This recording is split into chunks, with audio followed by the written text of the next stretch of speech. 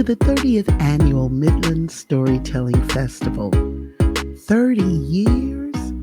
Ooh, that is proof positive that time really does fly when you're having fun. This year's festival will be a mix of virtual and in person performances. The schedule of activities for the weekend can be found on our Midland Storytelling Festival Facebook page or on our website at www.midlandstorytellingfestival.org. We're kicking off the celebration with an introduction to this amazing lineup of master tellers who are part of an ensemble presentation that is quite unlike any that you will find anywhere else. It's like a family reunion with those favorite relatives who come from a distance and share stories that warm our hearts. Donald Davis has actually been with us all 30 years. Throughout the festival weekend, you're going to hear the very best in the oral tradition from Willie Claflin, Laura Pershing Rayner, Antonio Hasha, Charlotte Blake Alston, Bill Lepp, Barbara McBride Smith, and Donald Davis. The best way that I can think of to introduce these tellers to you is to have them tell you a story. So, what are we waiting on? Let the stories begin. Hello, everybody. Today I have an old German folktale for you called Mother Hulda. Once, a long time ago, there was a hard-working young woman who lived with her grumpy aunt and her lazy cousin, while the cousin lay on the sofa saying, "I'm hungry. Oh, I'm cold." The girl did all the work around the house and she didn't complain. One day, her aunt said, "Take this mass of wool and this spindle and go spin outside somewhere. You're in the way. I don't want to see you." And the girl took the wool and she took the spindle and she grabbed a stool from the back of the house and went to sit near the well, where she knew that the autumn trees were in great splendor, and the sun was shining on her, warming her. And she sat there spinning until all of a sudden there was a little breeze and golden leaves fluttered about. And with great joy she reached out for one and she dropped the spindle into the well. Well, she knew she couldn't go home without it. She'd be in big trouble. And she thought, "I've got to get it back." And without thinking twice, she dove into the well, down in the deep, dark water, until she saw some light coming through a doorway at the bottom. She pushed open the door, and she could not believe that she was suddenly in this beautiful, sunny meadow.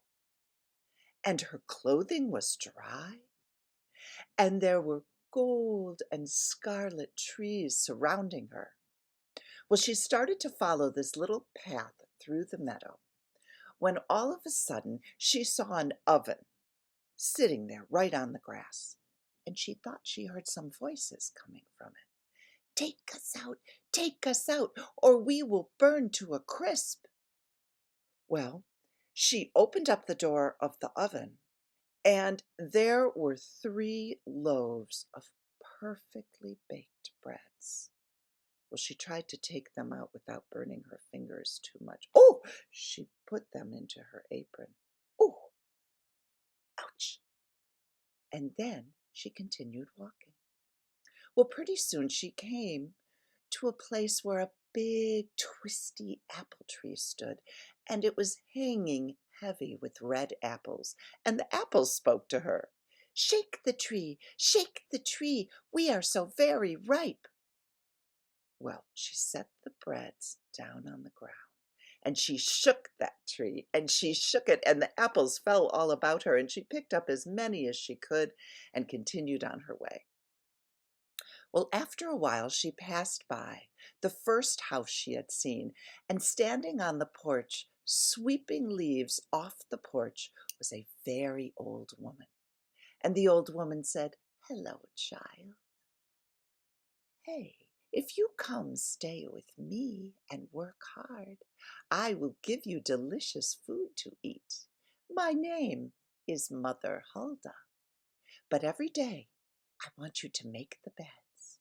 And when you do, I want you to shake the pillows until little white feathers fly about the room. Then there will be lots of soft, fluffy snow come winter all over the land." Well, the girl stayed with Mother Hulda, and Mother Hulda was kind to her. She fed her well, and the girl worked hard. Every morning she'd get up and make the beds and shake those pillows, and there was lots of snow in the land, especially in the mountains at fall. Well, the girl stayed with Mother Hulda for a couple of weeks, and then she said, "I don't really want to go back home, but I probably should." And Mother Hulda said, "That is fine, child. You have helped me so much. But here's what you need to do. Walk down the road, and you will see a great wooden door. There will be piles of big orange pumpkins around it. Push open the door, and you will be very close to your home." "Thank you so much, Mother Hulda," said the girl. "You have been so good to me." And she waved goodbye and she walked down the road. Sure enough, she came to this great big wooden door. She pushed it open, and a shower of gold fell upon her, covering her from head to toe, golden necklaces and bracelets around her wrists and earrings, and her whole head was covered in gold. And she found herself right near her home. Well, when she walked through the yard, the rooster on top of the wall called out, "Cock-a-doodle-doo, your golden girls come home to you." And she walked into the house. Now you can imagine what her grumpy aunt said. "How did this happen? How did you get all this gold? You are a rich woman now. Tell me everything." And the girl sat down and told her aunt the whole story, every detail. And then she packed her one bag and she walked down the road, knowing that she could go on any adventure she wanted to.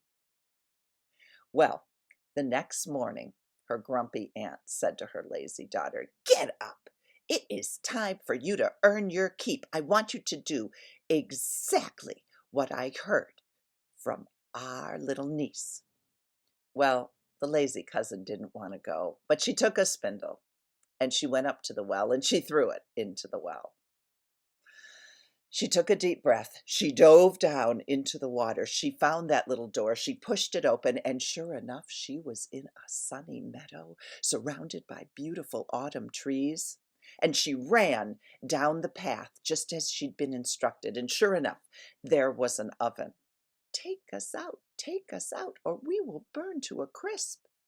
She opened up the oven. She saw those beautiful bread. She said, "No, I'll burn tips of my fingers. I don't think so." And she continued to walk along until she came to the apple tree. Shake the tree, we are so very ripe." "No, I cannot shake the tree. Apples might fall on my head and ruin my beautiful hairdo." And then she came to Mother Hulda's house. Mother Hulda was staring at her, not looking very interested in inviting her in.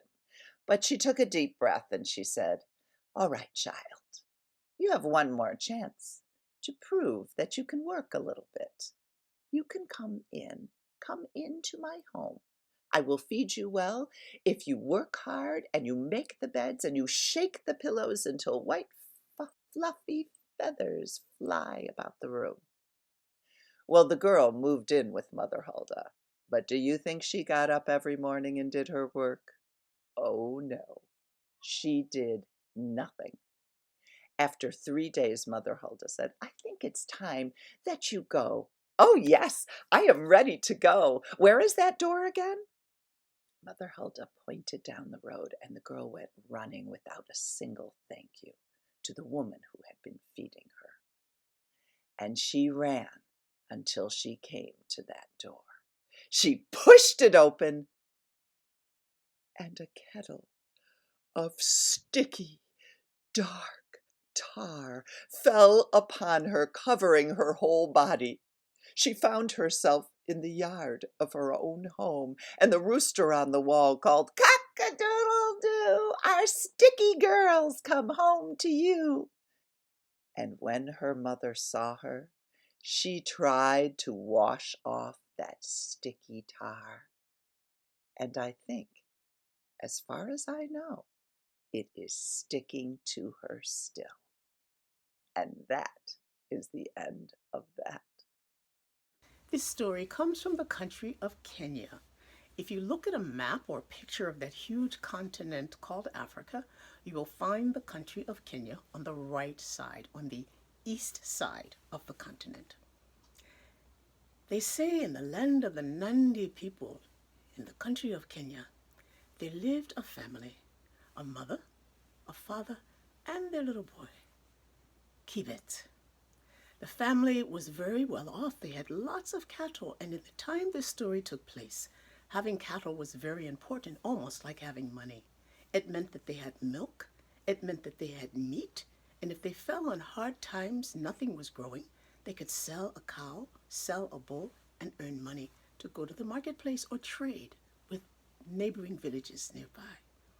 Well, because they had so much cattle, they had to find a place for them to graze so the cattle could eat. And there were some grasslands about an hour away from their home. Each morning, the mother and father would walk with those cattle to the grasslands to eat. But walking for an hour in the hot sun they thought was too much for their little boy, for Kibet. So he stayed at home while his parents went with the cattle to graze them. He had plenty of food to eat. They left him water to drink, but his mother told him, "Kibet, do not open the door for anyone. Don't open the door until you hear my song. Kibet, oh Kibet, Kibet, oh Kibet, your mother is calling. Kibet, oh Kibet, Kibet, my Kibet, Kibet, oh Kibet, Kibet, oh Kibet, your mother is calling. Kibet, oh Kibet, Kibet, my Kibet."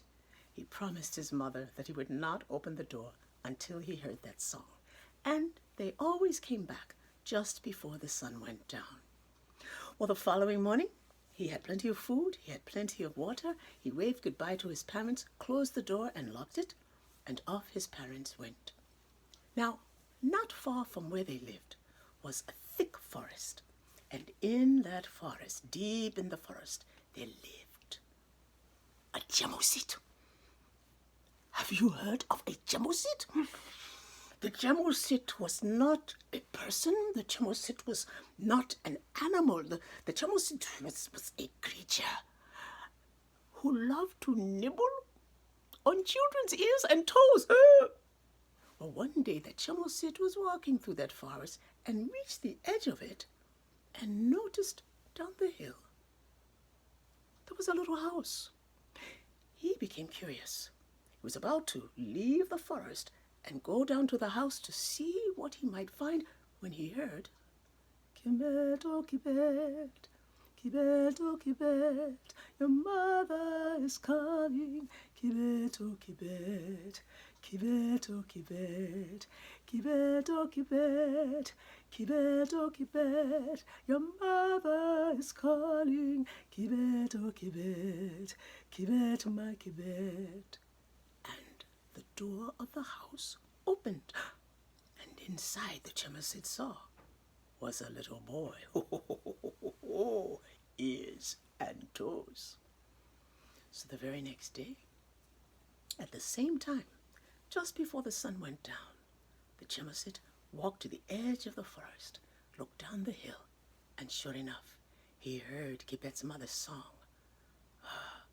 And the little boy opened the door. I like this. And so the next day, he went early in the morning to see when Quebec's parents left.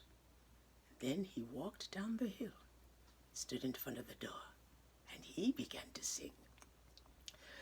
Quebec, oh Quebec, Quebec, oh Quebec, your mother is calling.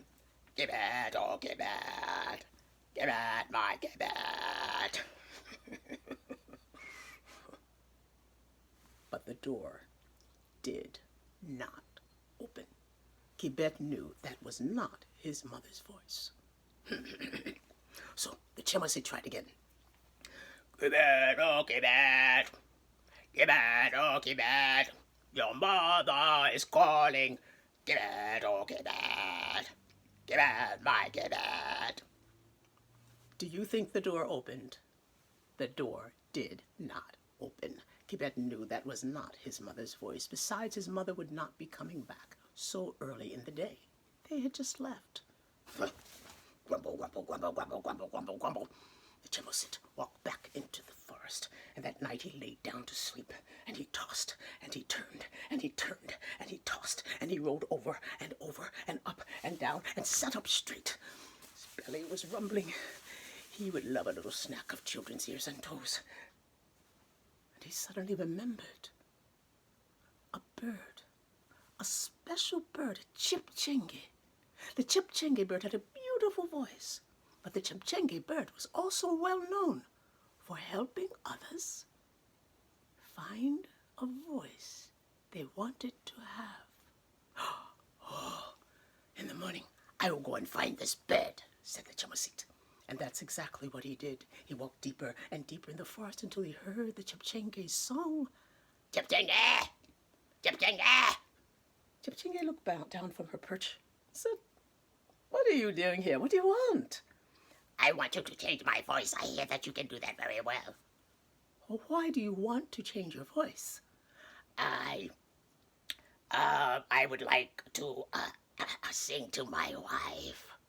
"Oh," said the chipchenge, "oh, what a sweet thing. That touched her heart." And because it touched her heart, she really wasn't listening to his voice in the way she normally did. She tuned into voices. And if she had tuned in, she would have known that he was not telling the truth. She said, "Well, I can help you. Come. It's going to take patience and training." So for 1 hour, 2 hours, 3 hours, she worked with the Chemosit until his voice sounded like Kibet's mother. "No," said the chipchenge bird, "you cannot eat anything at all until after you have sung your song. Because after you sing, your voice will go back to what it was." "Okay, I can do that." And so the Chemosit walked back towards his home. And on the way, there were all sorts of insects flying around. Just a little teeny snack, he thought, and he swallowed a bee. So he went out of the forest, down the hill, stood in front of the door, and began to sing. "Kibet, oh Kibet, Kibet, oh Kibet, your mother's calling."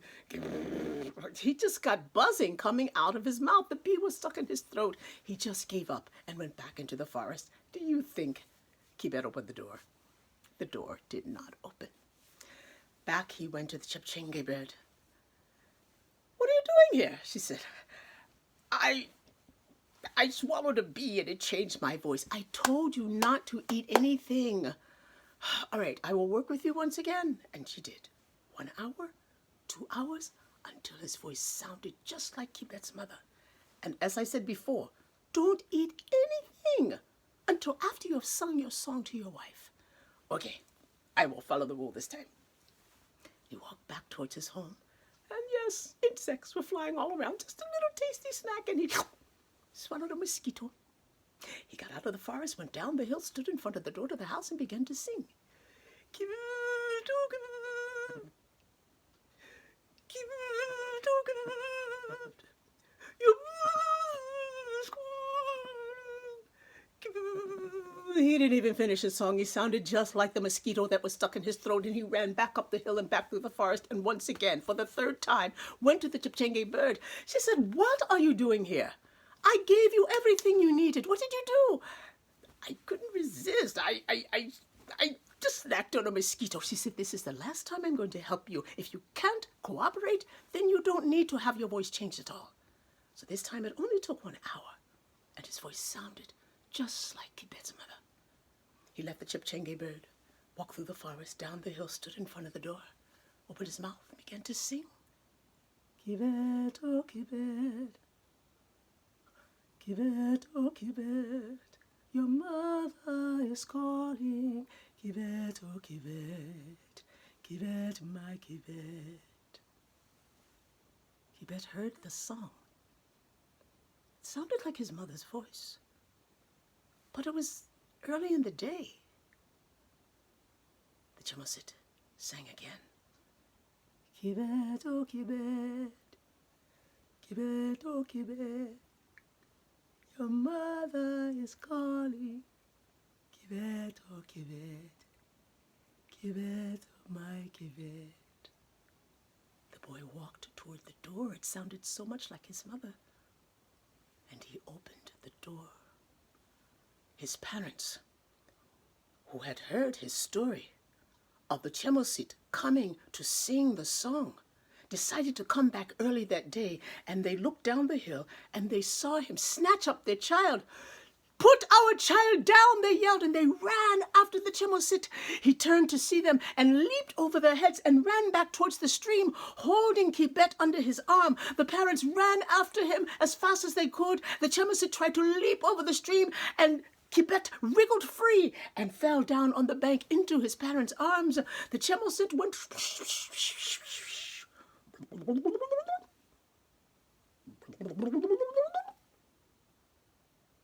They saw the bubbles on the surface, but they never did see that Chemosit. And so, if you happen to be in the land of the Nandi in Kenya, and you come to that stream, do not put your toes in, because no one knows what the Chemosit was doing below the waters. He might be just sitting there waiting to snatch your toes up and nibble on them. Kibet, oh Kibet, Kibet, oh Kibet, your mother is calling. Kibet, oh Kibet, Kibet, my Kibet. Long ago, far away, on the other side of the mountain, there lived a king. He was the king of little things. He was the king of keys, coins, crumbs, and condensation. He was the king of needles, noodles, knots, beetles, baby rattles, pin cushions, pet names, and small kindnesses. Now, all around the king of little things, there were bigger kings. There were kings of cities, kings of counties, kings of countries, and kings of continents. The big kings made their subjects pay for everything, for freedom, for food, for firewood. The king of little things gave anything to anyone who asked politely. The big kings all had big castles. They'd have huge parties on Friday and Saturday night. They'd make all their subjects attend. King of little things had a little cabin. He might have a few friends over. The big kings all had aspirations. The kings of cities wanted to be kings of counties. The kings of counties wanted to be kings of countries. The kings of countries wanted to be kings of continents. And the kings of continents wanted to rule the world. The king of little things just wanted to remember his wife's birthday. And then one day, one king, King Normus, decided it was time to take over the world. So he got together his generals, he got together his advisors, he amassed his armies, he set out, and he quashed the kings of the counties, he crushed the kings of the cities, he conquered the kings of the countries, he obliterated the kings of the continents. And when he thought that he had taken over the entire world, he had his tailors make him a fine suit with big brass buttons. He had his jewelers make him a huge crown with thousands of tiny jewels. He threw a huge banquet, and he stood in front of everyone. And he said, I am now the biggest king that ever was. I am the king of the sky. I am the king of the mountains. I am the king of the oceans. I am the king of the whales. I am the king of the pachyderms. And he would have gone on like that forever, except a servant in the back of the room raised a tremulous hand. And he said, excuse me, my enormous sire. You are indeed the king of the sky and the king of the pachyderms. But I am afraid that there is one king whom you have overlooked in your quest to conquer the world. And King Normus said, who, which, what? What king have I overlooked in my quest to conquer the world? And the servant said, sir, you have overlooked his minuscule majesty. the king of little things. Well, this sent King Normus into a rage. He said, king of little things, little things don't have kings. He said, everybody knows that little things exist simply to serve the bigger things. But still in all, he amassed his armies, and he set out to conquer the king of little things. Well, they got to the king of little things' cabin in the evening, and the king of little things was in the kitchen doing the dishes, because he knew that it was the little things that matter the most. He also knew, as David Holt says, that no man has ever been willingly shot in the back while doing the dishes. So the king of little things knew the big king's armies would wait till morning to attack. So he went out on his front porch and he respectfully asked some of his subjects if during the night they would invade the big king's camp. Well, in the morning, when the big king's soldiers awoke, they couldn't attack. Chiggers and ticks had gotten underneath their armor. Mosquitoes had bitten them all over. Athlete's foot fungus had crawled down their boots and in between their toes. There were worms in the meat, weevils in the wheat, flies in the fruit. Termites had eaten away the arrow shafts, the spear shafts, the cannon wheels. They'd eaten away the catapult. So King Normus requisitioned new equipment, arrows with steel shafts, spears with steel shafts, cannons with steel wheels, a steel catapult. So the king of little things asked his friend Rust to ride his friend Dew into the big king's camp. And once again, when the big king's soldiers awoke, they couldn't attack. Rust had eaten through the arrow shafts, it had eaten away the spear shafts, the cannons wouldn't roll, the catapult was now about as dangerous as a cantaloupe.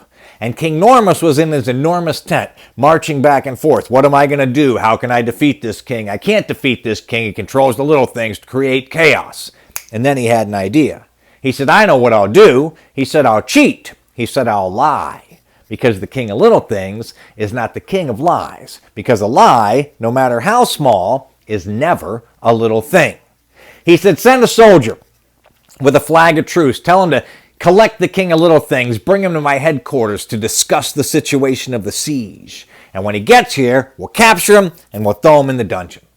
Well, they sent a soldier, and the king of little things came with him. He knew what was happening, but he also knew that his loyal subjects would come to his aid if need be. And as soon as the king of little things walked into King Normus's tent, all of the little things recognized their king. The coins rolled out of King Normus's coffers and bowed down before the king of little things. The jewels jumped out of his crown, the fillings fell out of his teeth, the buttons jumped off of his suit, his suspenders surrendered, his belt broke, and his pants fell down. If you were second graders, you would be laughing out loud. So, there stood King Normus, trying to hold up both his pants and his pride in front of the king of little things. And he was so upset, he said, throw him in the dungeon, throw him in the dungeon. But when they got to the dungeon, once again, all of the little things recognized their king. The keys in the jeweler's hand refused to unlock the locks. The nails jumped out of the dungeon doors, bowed down before the king of little things. So King Normus said, put him in a cave, put him in a cave, put a big rock in front of the cave, no food, no water till he surrenders his kingdom. Well, the king of little things went to the cave, and life wasn't entirely unpleasant in the cave. The ants brought him crumbs, the bees brought him honey, the birds brought him seeds, little drops of water made their way down through the mountain and dripped into his mouth. But after a while, he missed his queen. He missed his cottage. He got a little bit bored. And so, the king of little things sent word with the ants and the birds and the bees, asking them to ask the little things everywhere to do him a favor.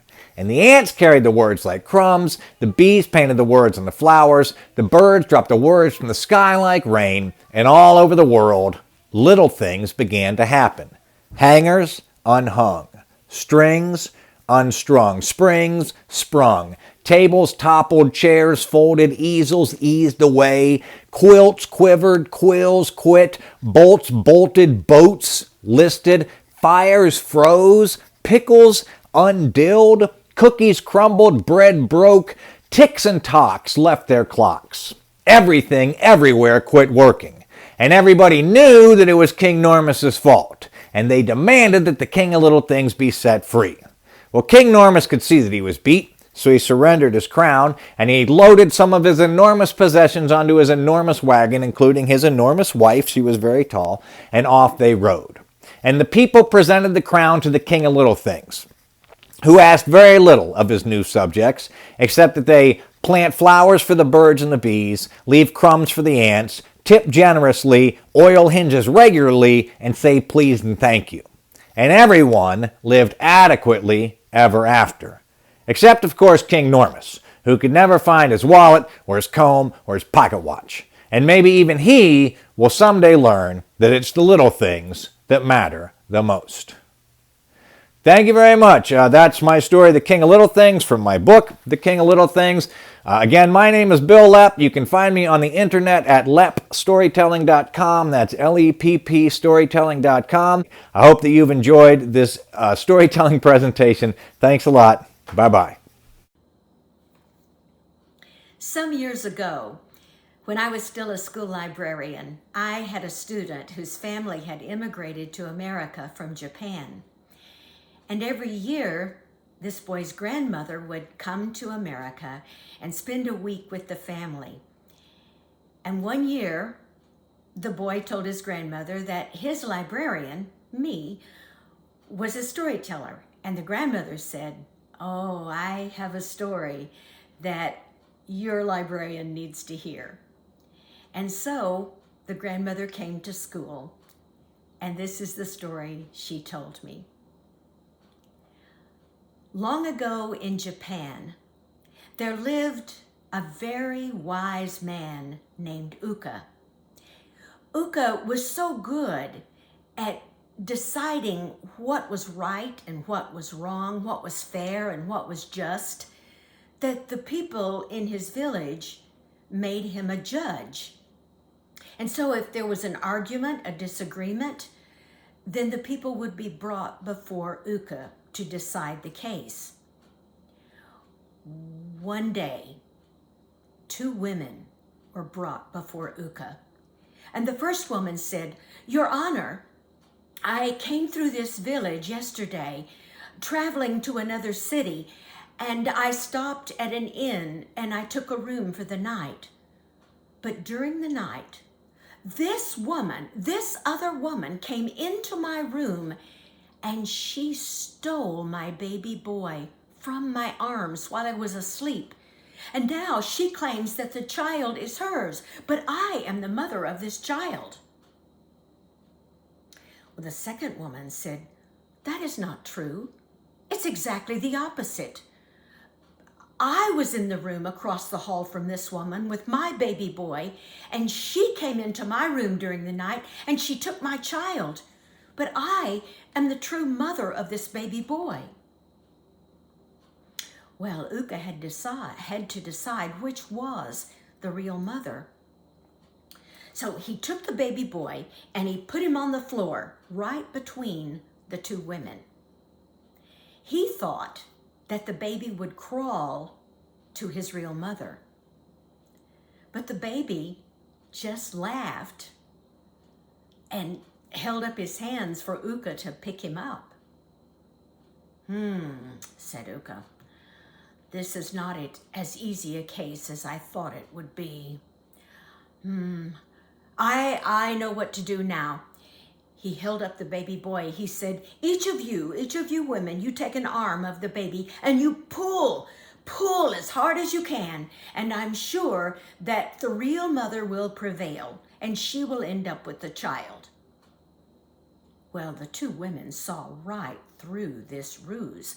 They knew that Uka expected the real mother to let go because she wouldn't want to harm her child. So the 2 women refused to pull on the baby boy. Well, by this time, the observers in the court had become concerned that Uka was not able to make a judgment in this case. They began to mumble. Uka called to the officers of the court and he said, "I need you to bring me some things to make this decision. Go out and find for me a goldfish bowl and a handful of bamboo sticks and 2 wooden blocks and a magnifying glass and a book on fortune telling. Bring them as quickly as you can." Well, the people in the courtroom had no idea what Uka was doing. But before long, the officers of the court came back. They brought the objects that Uka had requested, and Uka picked up the goldfish bowl. He looked at it. He counted the number of goldfish, and then he counted the number of bubbles rising to the surface of the water. And then he went to the book on fortune telling, and he studied a page.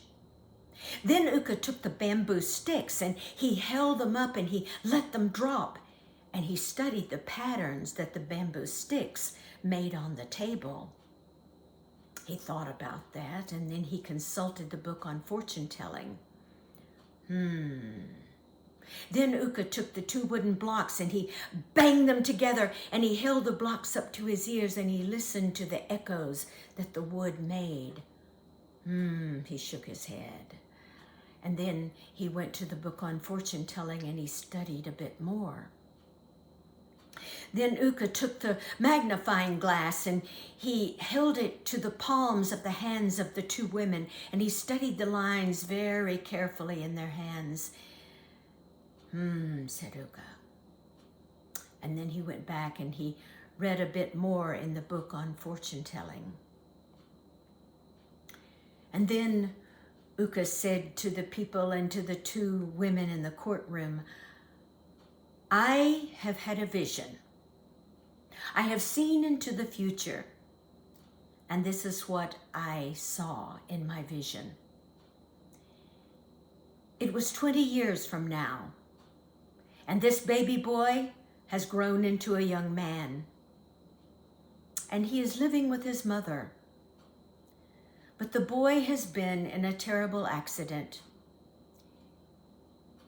He has an injury that will not heal, and so he is unable to work. And his poor old mother now has to work 2 jobs, in the rice fields during the day and in a factory during the night. And she barely makes enough money to support herself and her son. And that mother, the true mother, is, well, at that moment, one of the 2 women stood up and said, No, it is not me. I am not the mother of this child. No, this is not what should happen. A child should care for his old mother when she is old and unable to work. No, this child is not mine. And the other mother said, the boy is mine. No matter what happens, I will care for him as long as he needs me, because I love him. Uka smiled. He knew who the real mother of this child was now. And as the people began to leave the courtroom, Uka said, but wait. I had a second vision, and this is what I saw. It was a few years later. The boy's injury had healed. He became well and strong again. He got a good education. He married, had a fine wife, and 10 healthy children. And he took care of his old mother. And they had a good life together. Well, when the people in the courtroom heard that, they shook their heads. They looked at Uka and they said, can it be true? Is that what will happen? And Uka said, I don't know. But this I do know. If I had not been called to the law to be a judge, I would have been a very good storyteller. Hello, Midland, Texas. My name is Antonio Harsha, and it's so good to be here with you on your 30th anniversary. Yes, the 30th anniversary of the Storytelling Festival. That's right. And so good to be here with you. And do I have a story for you? I see I'm wearing my Hawaiian shirt, and we're going to go to Hawaii right now. Yeah, it was 8 years ago, actually, when I went to Hawaii to tell stories at all different libraries. It was the summer reading program, and I was actually in Waikiki in Honolulu, and I was there, set up there, based there in a hotel, and I would go to different islands every morning. I would wake up, have breakfast, go to the airport, and then fly to an island, and then go tell stories all day in different libraries, come back in the evening, or sometimes I would stay overnight. It was a wonderful trip, flying to all the different islands. And then there was the day I went to Kauai. Kauai, it's the smallest of the islands there, with an airport, and I got there. You know, it's a very famous island. Jurassic Park, the movie, has been shot there. King Kong has been shot there, and many other movies. It's the home of the Napali Coast. How about that? Yeah. So I get there, and I can't believe what I see right away. Right away, I notice something very odd about this island.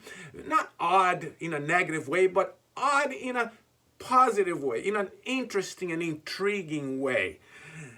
There are chickens everywhere. I was driving to the hotel from the airport, and I see chickens on the golf course. There are playing people. There are people playing golf, and I see chickens there. There are chickens everywhere. I go to the supermarket, and I go to get some water and some snacks to bring it over to the hotel. And right there in the parking lot, there's a chicken with the little babies, and they're walking as if they're gonna go shopping. There are chickens everywhere. I go by the sea, the coastline, and I see chickens on the beach. I mean, there are chickens everywhere. So I got to the hotel and I checked in, and before I went to my bedroom, to the room, I asked, the front desk person, why there are so many chickens on the island in very interesting places. Oh, Antonio. Okay, the chickens is because of a hurricane. There's a hurricane came a long time ago and blew all the cages open. And when the hurricane went away, we went to get some the chickens back, but we couldn't find all of them. They went into the woods and they became wild chickens. And then they had babies, and then their babies had babies, and you know how it goes. And now we have an island full of Pharaoh chickens. There are chickens everywhere.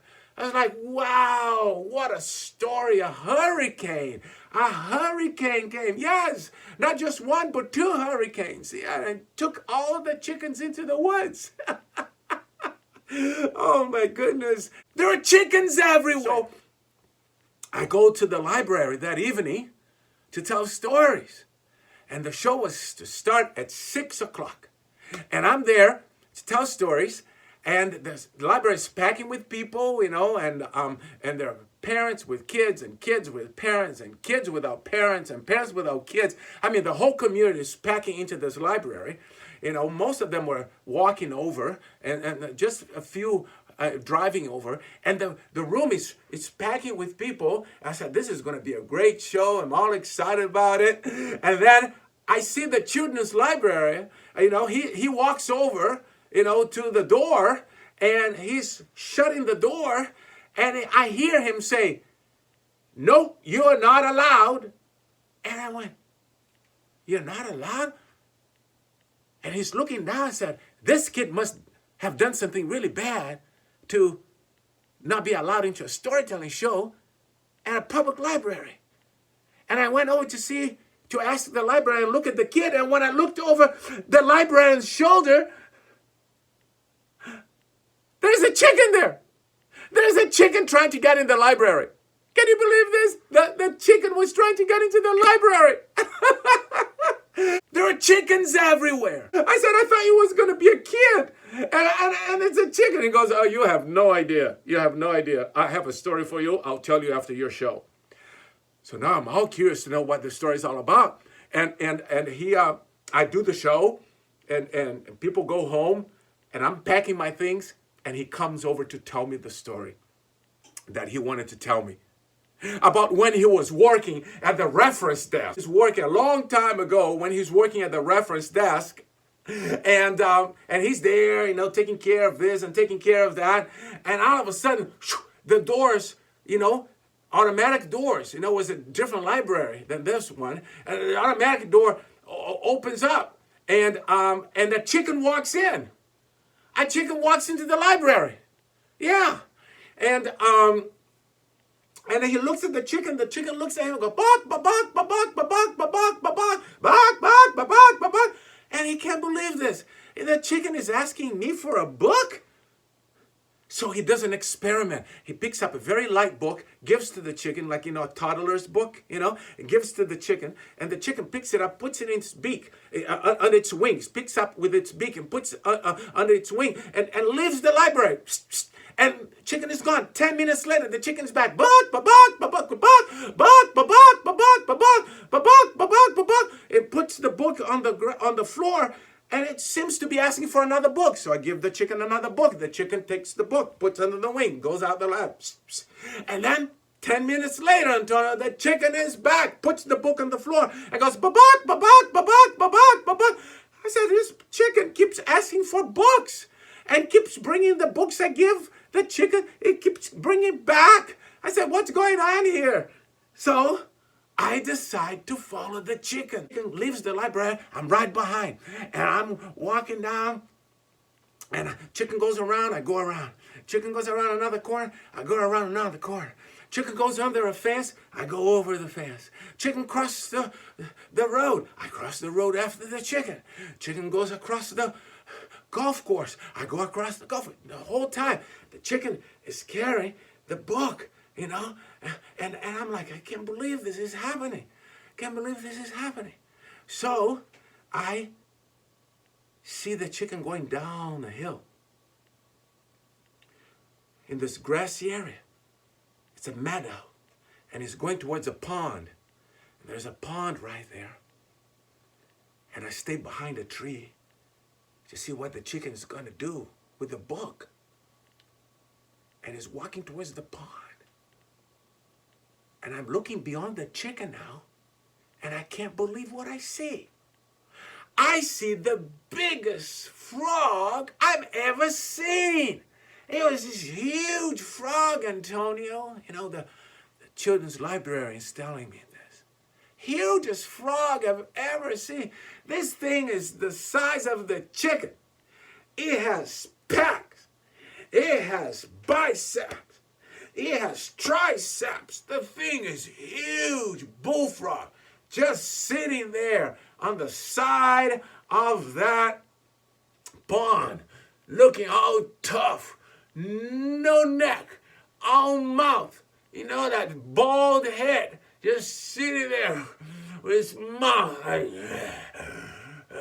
And the chicken very shyly comes over and places the book in front of the frog. And the frog looks at the chicken, looks at the book, looks at the book, looks at the chicken, looks at the chicken, looks at the book, looks at the book, looks at the chicken. And then the frog says, read it, read it, read it, read it, read it, read it. And that's the story. And the librarian starts to laugh, and I start to laugh. And now I hope you can tell that story to your friends about the chicken that came into the library. Yeah. Thank you so much for listening, and happy holidays. There are chickens everywhere. Hello, everybody. This is Willie Claflin in San Francisco, soon to get on an airplane and fly to Midland, Texas for the Storytelling Festival. Really looking forward to it. Looking forward to seeing you all in person soon, if possible. I was thinking this morning when I got up, I think at age 77, it's a good time to sort of think, how did I get here? What happened? How did I get here? How did I get to be talking right now to this screen and through this screen to all of you, and maybe soon to all of you in person, how did I wind up right here and right now? And how did you wind up there? Well, here is the story of how I wound up here right now. It's because my favorite story when I was a little boy was The Three Princes of Serendip. I don't know if you know that story, but the Three Princes of Serendip have all kinds of wonderful adventures as they're seeking their fortune. They make all kinds of amazing discoveries, seemingly by accident. They'll be looking for one thing, they'll find something else. And they're always paying attention. They're always looking out their eyes and listening with their ears, and somehow, miraculously, these things just happen. That's why we think of the word serendipity, which comes from that story, The Princes of Serendip. Serendipity is the art of finding things by happy accident. Well, the story made such an impression on me that when I graduated from high school, and everybody had to put down their profession in the yearbook, and some people were lawyers, and some were carpenters, and some were doctors, and some were writers, and some were nurses, I put down serendipitist. My senior advisor was not pleased. He said, Mr. Claflin, this is a chance to show people that you take life seriously and you're going to make an important contribution to society. I don't think picking something like whatever this is, this little joke here, I don't think you're going to want to have that in your yearbook forever. I said, yes, sir, I do. He said, very well, I suppose it's up to you. So there I am in my high school yearbook as a professional serendipitist. And that is indeed my profession and has been ever since I was 17 years old. It happened that I first tried to be a musician. I mean, I was a musician, but I couldn't make a living at it. So I taught for a while, and I was a pretty good teacher. You know, I was pretty good. I was better at entertaining than I was at actually teaching things. And then finally, one day, living in the woods in Maine with my wife and my son, Brian, I was given a present. The present was this moose right here, Exhibit A. And my 5-year-old boy just loved him, and we put him in a little chair by the fireplace, and he just sat there for a while. And Brian said, well, what's his name? And I said, well, I think he should be Maynard Moose because we live in Maine and he's a moose. Brian said, oh, I think that's a good idea. Does he speak? I said, well, I don't know. We asked him, but he just didn't say anything and sat there for a while longer. And finally, one day, and I don't know how it happened, he wound up in my lap. He just sort of jumped up into my lap. And I said, Maynard, can you speak? And he said, I can speak extremely plain because I am extremely intelligible, because I have gotten my education. I have gone to the Mother Moose preschool, where we have learned the alphabet and also some stories. And Brian said, do you know any stories? And Maynard said, now it is time for my nap.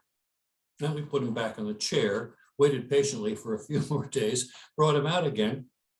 And Brian said, Maynard, do you have any stories? You're going to tell us a story. And Maynard said, I will tell you a Mother Moose tale. Pay attention. This is the story of the wolf who cried sheep. And they have a moral, because stories are supposed to have morals to rearrange your priorities. Okay, so once upon a time, there was a wolf whose job it was to linger and loiter in the ferns and fronds at the edge of the field. And if he would see a great, big, plump, juicy, delicious sheep come blundering by, he would call for his friends back in the forest. Aroo, sheep, and all the other wolves would come running with their little bottles of ketchup, and they would eat the sheep for lunch. And that was fine, that was appropriate, because they were carnivores. Okay, well, one morning he was lingering and loitering in the ferns and fronds at the edge of the field, checking out to see if a sheep would come blundering by.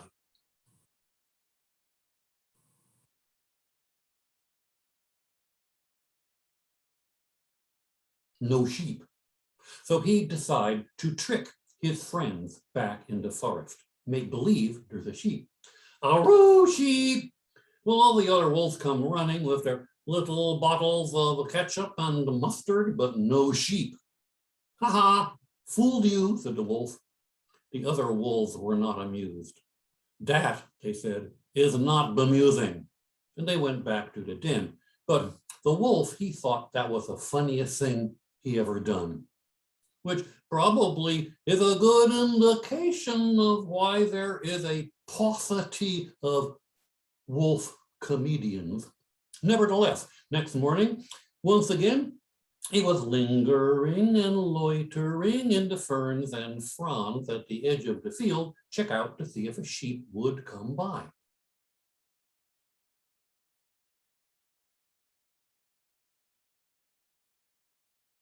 No sheep, but he decided to trick his friends again.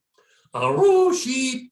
Well, all the other wolves come running with their little picnic baskets and little picnic blankets, but no sheep. Ha ha, fooled you, said the wolf. You do that again, said the other wolf, we gonna bite you. Well, the wolf, he thought that was even funnier than before. Well, and so it was on the third morning, as he was lingering and loitering in the ferns and fronds at the edge of the field, what should he spy but a great big, plump, juicy, delicious sheep. Aroo, sheep! He called to his friends back in the forest, but they did not reply. Ha, they say, we know he is a liar. We know there ain't no sheep. We're not gonna be tricked again. We ain't going no place. And so the wolf got to eat the whole sheep all by himself. And the moral of the story, let's see, the moral, pay attention, the moral of the story is, if you say things that are not true, people will leave you alone and you will not have to share your lunch. And that was the first story that Maynard told, but it was not the last story that Maynard told. Maynard went on and on and on telling stories until there were cassettes and CDs and books. And if you fast forward, if I fast forward, if we fast forward 40 years, my wife Jacqueline is doing the income tax and she says, Willie, do you know what? We work for the moose. I said, what do you mean we work for the moose? She said, well, the moose made a lot more money last year than you did. Well, the moose made a lot more money than I did because of serendipity. The moose was my serendipitous thing. And there he was, and there he is. And well, because of Maynard, I got invited to the National Storytelling Festival. And because of the National Storytelling Festival, Patty Smith, years ago from Midland, Texas, bless her heart, invited me to come to Midland. And thanks to Sue Roseberry, the festival continues. And so that is how it happened, through the moose, through serendipity, through the festival, through Patty, through Sue, and hello. One final word. If you're a young person watching this and you wonder what to do when you grow up, think about serendipity. It's a really good career choice, I think. Give it a try. Or if you're at retirement age and you just don't know what to do next, check out serendipity. I would recommend that. Or if COVID has made you change jobs or you're unemployed because of it and you wonder what kind of line to work to go into next, serendipity. Because it is never too late to seek your fortune. I hope to see you all in person soon. Take care. Hello, friends in Midland. I'm Donald Davis. If you've heard me tell stories before, you've probably heard me tell some stories about when my brother Joe and I were little boys. Well, sometimes people hear all those stories about my childhood, and then they'll come up to me with a question. They'll say, "Do you have any children?" Guess what? I have three boys. First of all, there's Doug. He's the oldest. Then there's Kelly. He's in the middle. Now, there's one more brother, but before you meet him, I want to tell you about how those two big boys are just alike. When they were growing up, they would eat anything. They would eat meat. They would eat vegetables. They would eat salad. They would eat bread. They would eat raw things. They would eat cooked things. In fact, it was just like a big old vacuum cleaner at the table every time they sat down to eat. Then there was their little brother Jonathan. He was not like his brothers. Jonathan would not eat everything. Jonathan would hardly eat anything. He was a world champion picky eater. He would have been happy if 3 meals a day, his entire diet consisted of nothing but plain macaroni and cheese. Now, those boys had two grandmothers, and once in a while they would go spend a weekend with one of those two grandmothers. Sometimes they would go see my mother. They called her Grandma Lucille. And whenever they went to see Grandma Lucille, she always had macaroni and cheese. She had so much macaroni and cheese, the big boys got tired of it. They said, "Why do we have macaroni and cheese at your house all the time?" She said, "Because you'll eat anything, and that's what Jonathan will eat." And then sometimes they would go see their other grandmother. They called her Mary Honey. Mary Honey never had macaroni and cheese. She thought she was going to teach Jonathan to eat new things. You think this is going to work? Well, here's what would happen. They would go see her, no macaroni and cheese. Pretty soon, she would have the big boys going all through her pantry, all through her cabinets, trying to find something that Jonathan would eat. Finally, the big boys got tired of that, and so they wrote down for Mary Honey 3 rules called How to Feed Jonathan. Here's the first rule. Do not try to feed Jonathan any food that looks like it once got run over. Well, that takes care of most casseroles right there now, doesn't it? Rule number 2, do not try to feed Jonathan any food that touches another food.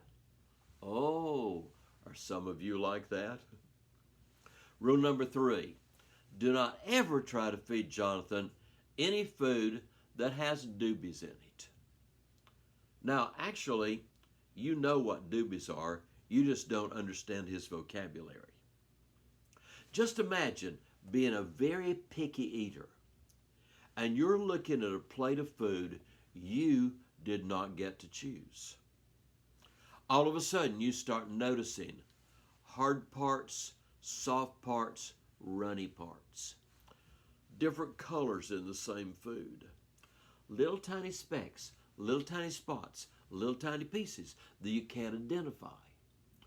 All those are different kinds of doobies. And so you can't eat that because it's got doobies in it. Jonathan was so good at detecting doobies, he could even come in the house and smell something cooking in the oven that he could not see. And he would say, "I smell doobies." Well, one weekend, they went to spend the weekend with Mary Honey.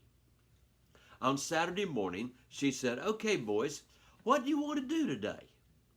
They knew. They had read in her newspaper. They wanted to go to the big children's nature museum near her house because they had read that they had new big model dinosaurs on a trail through the woods. She said, "That's a great idea. Let's go right after lunch."